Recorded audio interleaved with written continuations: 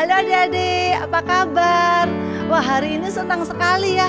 Coba adik-adik kalau hitung nih, hari ini sudah mulai masuk ke bulan Oktober tahun 2020. Kita sudah belajar di rumah 6 bulan lebih ya. Jadi kita udah home learning, kita liburan juga di rumah, kita ibadah juga di rumah. Tapi Kak Lia bersyukur karena kita masih boleh tetap memuji Tuhan, tetap beribadah pada Tuhan. Kak Lia mau ajak kita nyanyi lagu Bapa, ku datang padamu. Ayo kita bangkit berdiri, kita berikan suara kita yang terbaik bagi Tuhan.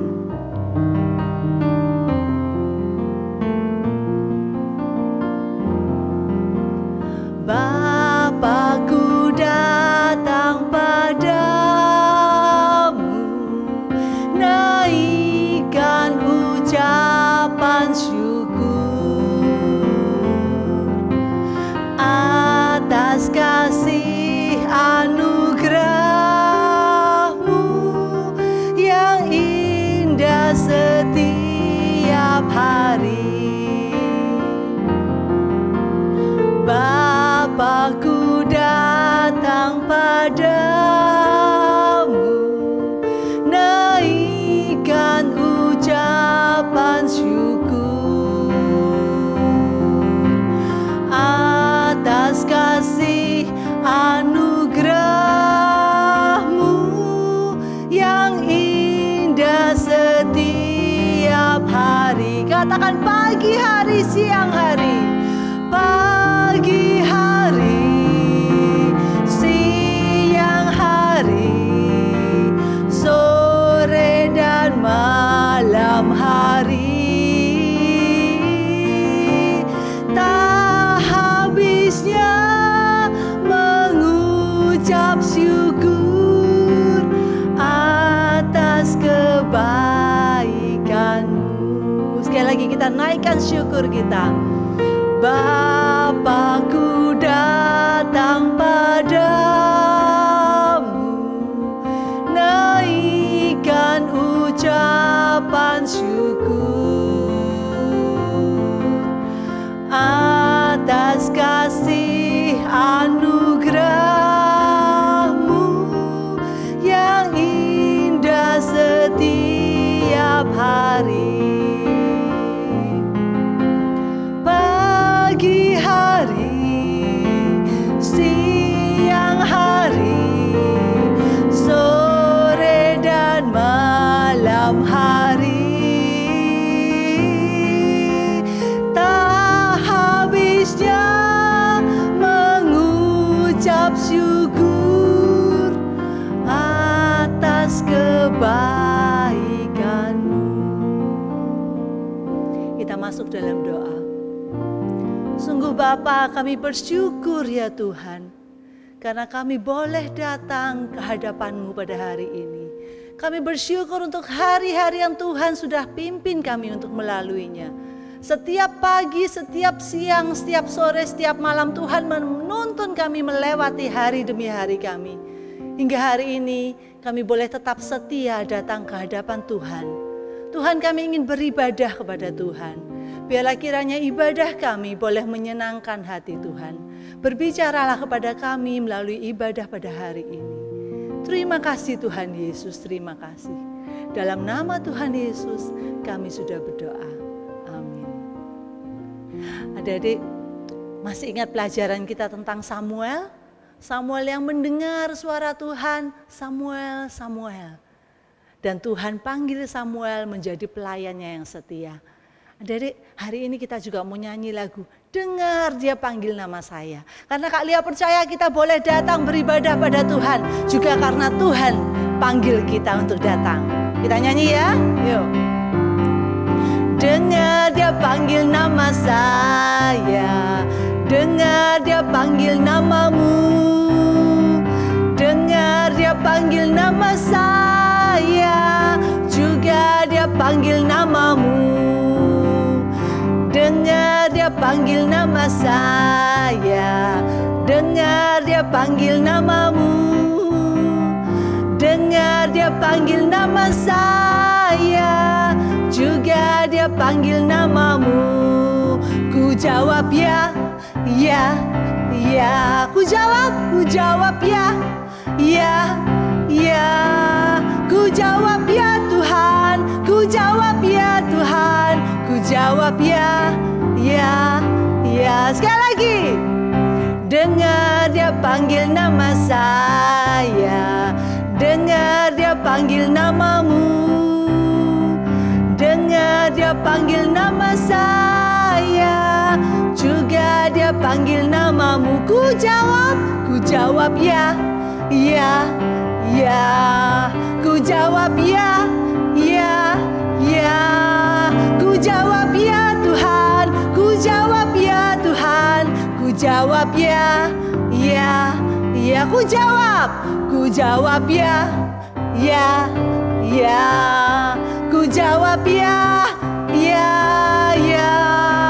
Ku jawab ya Tuhan, ku jawab ya Tuhan, ku jawab ya, ya, ya.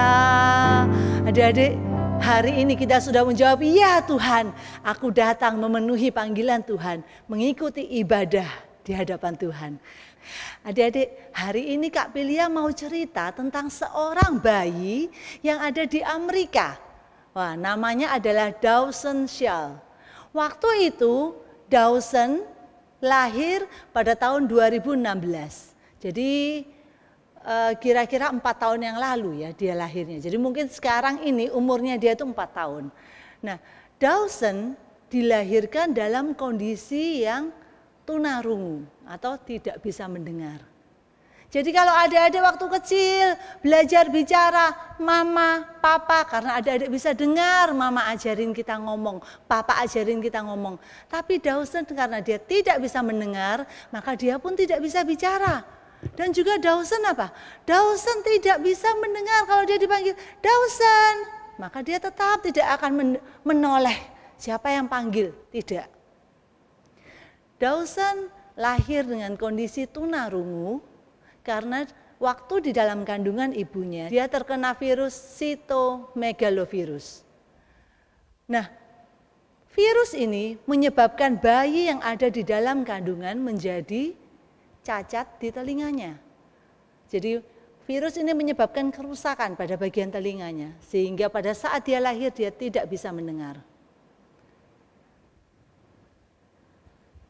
Pada usia 10 bulan, kira-kira sebesar temannya Kak Pilia ini, ya waktu Dawson sedang berusia 10 bulan, ibunya membawanya ke seorang dokter ahli pendengaran di Amerika.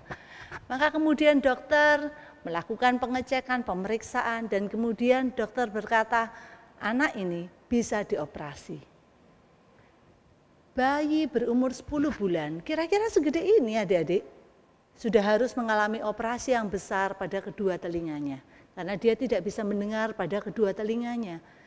Harus ditanamkan sebuah alat, implan koklea, itu namanya, di dalam telinganya, supaya membantu dia, nantinya dia akan bisa mendengar. Maka kemudian diadakanlah operasi itu, dilakukanlah operasi. Adik-adik, Dawson tidak pernah bisa mendengar sebelumnya. Dia tidak tahu suara ibunya. Dia tidak tahu bahwa namanya dia adalah Dawson karena dia tidak bisa mendengar dia dipanggil.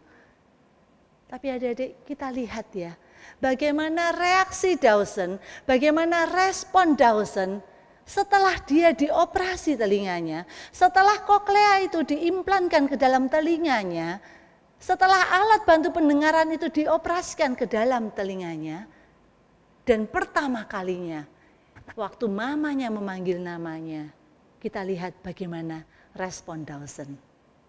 Hey Dawson. Dawson.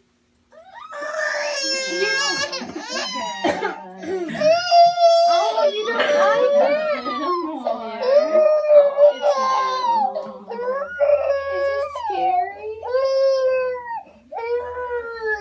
Adik-adik, waktu pertama kali Dawson mendengar namanya dipanggil oleh ibunya, bagaimana responnya? Dia menangis. Dia merasa terharu karena akhirnya aku bisa mendengar suara. Akhirnya aku tahu ini suara ibuku. Aku tahu mamaku panggil namaku, Dawson. Kemudian dia menangis. Adik-adik lihat kan? Wah, sangat mengharukan ya. Adik-adik, yang menarik dari kisah Dawson ini, kapan dia mulai bisa mendengar? Kapan dia bisa mulai merespon suara? Ya waktu sejak dia selesai mengalami operasi dan sejak alat pendengaran itu dipasangkan di telinganya. Saat itulah dia bisa mendengar suara, dia bisa mendengar ibunya memanggil dia. Dia bisa mendengar ada film-film Mickey Mouse yang dia sukai ternyata bersuara di telinganya. Adik-adik, hari ini ada seorang yang hebat di dalam Alkitab, yang juga sangat cepat merespon dan menanggapi suara Tuhan Yesus. Sehingga orang ini segera mengikut Tuhan Yesus. Namanya adalah Andreas. Andreas, adik-adik pernah dengar kan nama Andreas? Andreas termasuk dari salah seorang dari 12 murid Tuhan Yesus. Tapi bagaimana cara Andreas pertama kali dia merespon dengan suara Tuhan Yesus? Kita akan baca di dalam Alkitab, di dalam Yohanes 1 ayat yang ke-35 sampai ayat yang ke-41. Diberi perikop tentang murid-murid Yesus yang pertama. Pada keesokan harinya Yohanes di sini adalah Yohanes Pembaptis. Ya, berdiri di situ pula dengan 2 orang muridnya. Dan ketika ia melihat Yesus lewat, ia berkata, "Lihatlah anak domba Allah." Kedua murid itu mendengar apa yang dikatakannya itu, lalu mereka pergi mengikut Yesus. Tetapi Yesus menoleh ke belakang, dia melihat bahwa mereka mengikuti dia, lalu berkata kepada mereka, "Apakah yang kamu cari?" Kata mereka kepadanya, "Rabi," artinya guru, "di manakah engkau tinggal?" Ia berkata kepada mereka, "Marilah dan kamu akan melihatnya."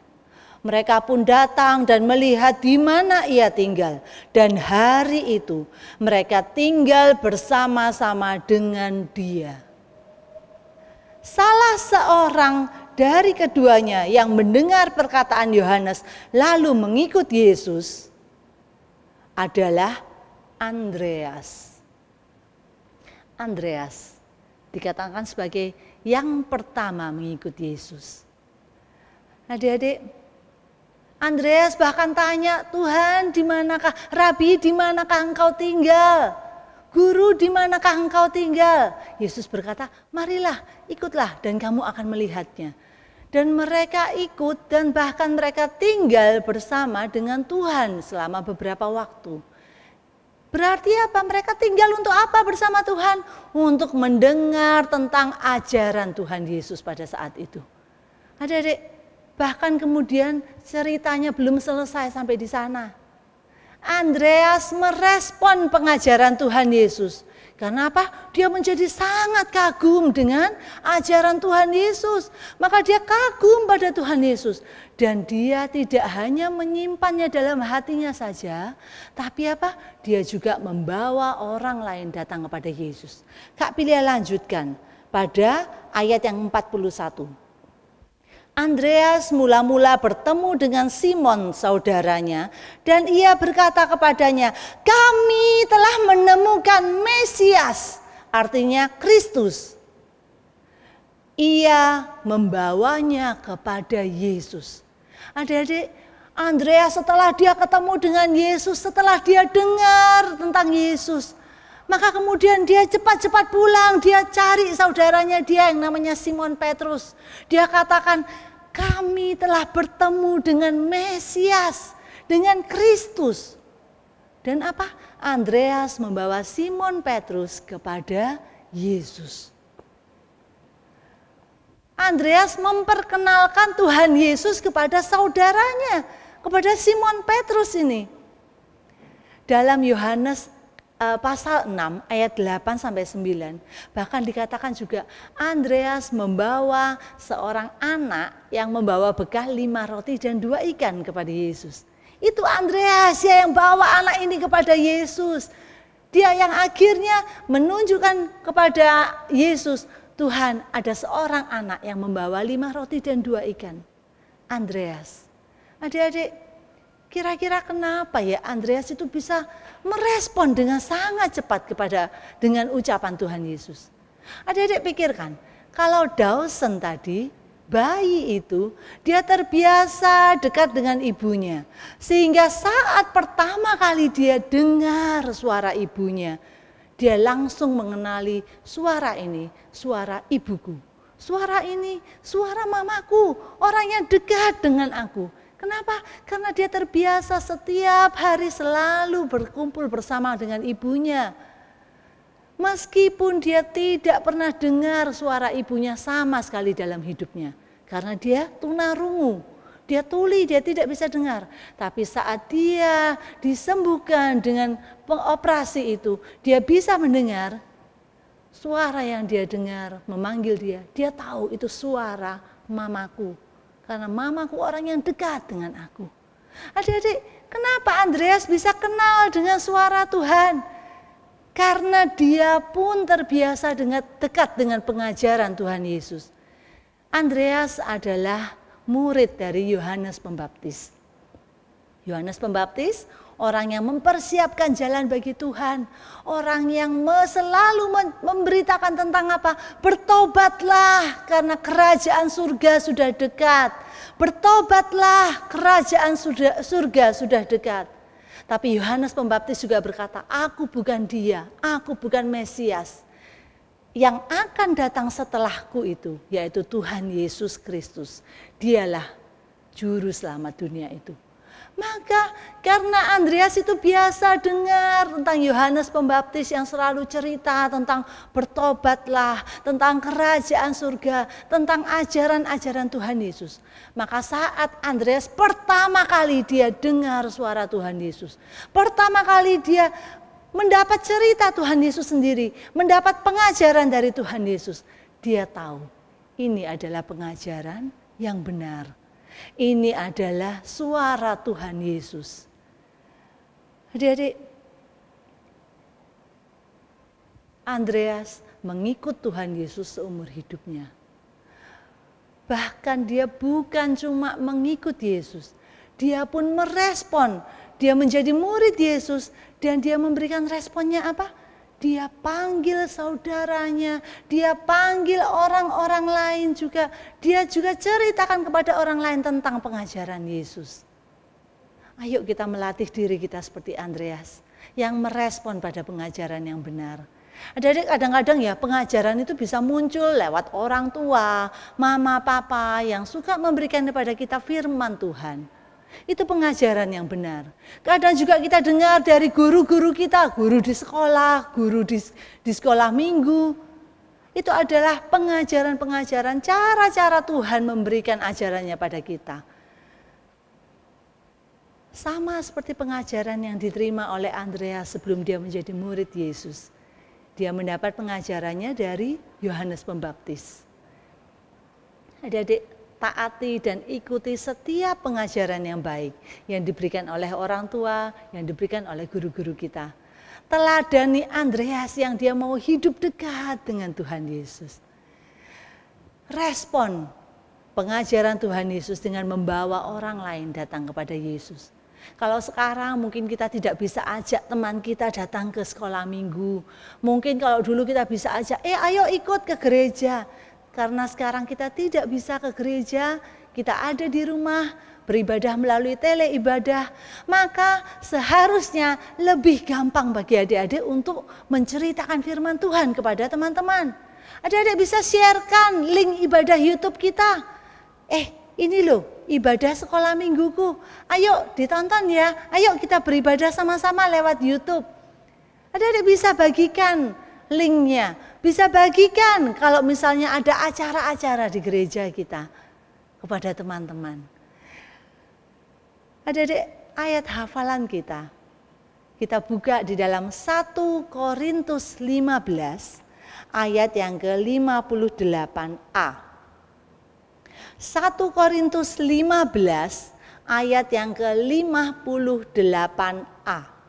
Karena itu saudara-saudaraku yang kekasih, berdirilah teguh, jangan goyah, dan giatlah selalu dalam pekerjaan Tuhan.